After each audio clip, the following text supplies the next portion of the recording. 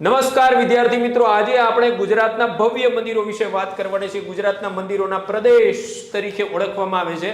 આપણા રાજ્યની અંદર એટલા બધા મંદિરો છે સાહેબ કે એની કોઈ સીમા નથી। આપણે વારાફરતી વારા ઘણા બધા મંદિરોની ચર્ચા કરીશું, જ્યાં દરેક મંદિર માત્ર પૂજાનું જ સ્થળ નહીં, પરંતુ આપણા ભવ્ય ઇતિહાસ, કલા, સંસ્કૃતિનો જીવન દસ્તાવેજ। અમુક મંદિરે જાઓ ને તો એની કલાકૃતિ જોઈને તમે એટલા બધા ચકિત થઈ જાવ સાહેબ કે તમને થાય કે વાહ ભાઈ વાહ, મંદિર તો આ જ બનેલું છે। સોમનાથના મંદિરે જાઓ તમે, અહીંયા મોઢેરાના સૂર્ય મંદિરે જઈશો, એની કલાકૃતિ જોઈજો, એની આજુબાજુમાં જે ચિત્ર જે તમે કોતરણી કામ જોશો ને તમે ચકિત થઈ જઈશું। આબુની અંદર જાઓ, પેલા દેલવાડાના દેરા, બરાબર છે ને, તમે આમાં મંત્રમુગ્ધ થઈ જાવ ત્યાં જોઈને કે આવી કલા કારીગરી કરતા કેટલો સમય લાગ્યો છે સાહેબ। અને પથ્થરોની અંદર નાનું ચિત્રણ કામ।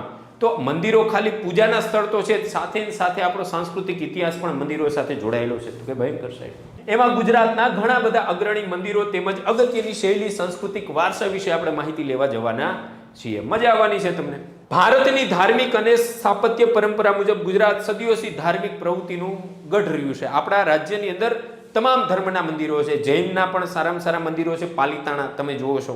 હિન્દુ ધર્મના પણ સારામાં સારા મંદિરો સોમનાથ, દ્વારિકા। બૌદ્ધ ધર્મના પણ ઘણી બધી જગ્યાએ તમને મઠ જોવા મળશે।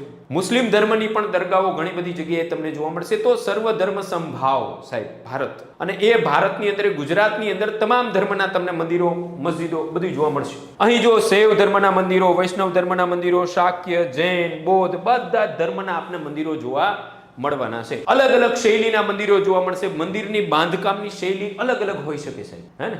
હા, સોમનાથ ગયેલા છો, પાવાગઢ તમે ગયેલા છો, તો તમે ઘણા બધા મંદિરોને નજીકથી પણ જોઈ આવી છે।